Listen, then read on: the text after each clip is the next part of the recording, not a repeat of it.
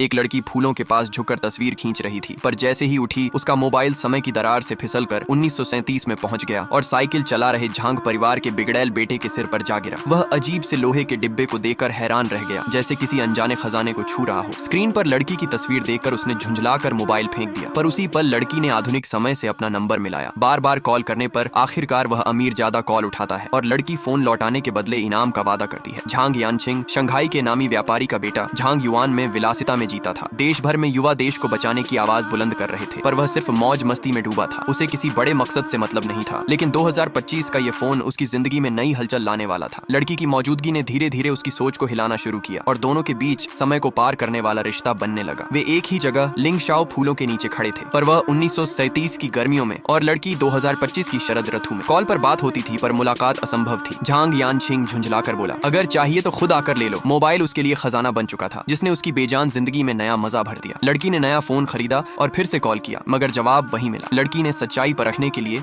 उसे पत्थर पर निशान बनाने को कहा और वही निशान आधुनिक समय में भी उभर आया। दोनों समझ गए कि वे अलग अलग युग में हैं और अतीत में बदलाव भविष्य को बदल सका है। झांग यानचिंग हैरान था, लेकिन फोन की गैलरी में भविष्य का शंघाई देखकर उसने सब मान लिया। लड़की ने मजाक में कहा कि बगीचे में पीली मछली दबा दो, और रात में उसने सचमुच सोने के टुकड़े जैसे खजाने निकाल लिए। उसने भी बदले में चार्जिंग केबल दबाई, मगर वहाँ कुछ नहीं मिला। समझ आ गया कि भविष्य की चीजें अतीत में नहीं जा सकी और मोबाइल का गिरना बस एक इत्तेफाक था। लड़की का असली मकसद दादा की आखिरी इच्छा पूरी करना था। दादा बचपन में इसी मोहल्ले में रहते थे, पर युद्ध के दौरान पिता से बिछड़ गए और फिर कभी नहीं मिले। वह चाहती थी पता चले कि परदादा युद्ध में मरे या परिवार छोड़कर विदेश चले गए। ये समय झांग यानचिंग के द्वार से मेल खाता था, इसलिए उसने मदद मांगी। बदले में उसने शर्त रखी कि वह उसे बताए भविष्य में उसका नाम कितना बड़ा होगा। लड़की ने खोजबीन की, पर इतिहास में झांग यानचिंग का कहीं जिक्र नहीं मिला। उसे लगा शायद उसने कभी बड़ा काम नहीं किया। अगर सच कह दे तो वह मदद से इनकार कर देगा, इसलिए उसने झूठ बोला कि वह मशहूर संगीतकार और निर्देशक बनेगा। झांग खुशी से फूला न समाया और बदले में एक तोहफा दबाया, लेकिन लड़की ने निकाला तो उसमें सिर्फ बल्ब थे। उस दौर में बल्ब अमीरों की पहचान थी, पर 2025 में आम चीज। झांग ने समझ लिया कि लड़की उसे बहला रही है और मशहूर शिक्षकों के नाम पूछकर उसका झूठ पकड़ लिया। उसे गुस्सा आया कि लड़की ने उसे खिलौना समझा और उसने कॉल उठाना बंद कर दिया। लड़की पछताई और बड़े पुस्तकालय जाकर सच्चाई ढूंढने लगी। वहाँ भी झांग यानचिंग का कोई रिकॉर्ड नहीं मिला, पर उसने जाना कि 14 अगस्त 1937 को शंघाई पर बमबारी होगी और अनगिनत लोग मारे जाएंगे। वह उसे चेतावनी देना चाहती थी, पर मोबाइल में सिग्नल नहीं था। उसने आखिरी बार पूरी ताकत से कहा, आज दोपहर तुम घर से बाहर मत निकलना, खासकर नानजिंग रोड मत जाना, जापानी सेना हमला करने वाली है। मगर झांग ने उसे झूठा समझा और फोन काट दिया।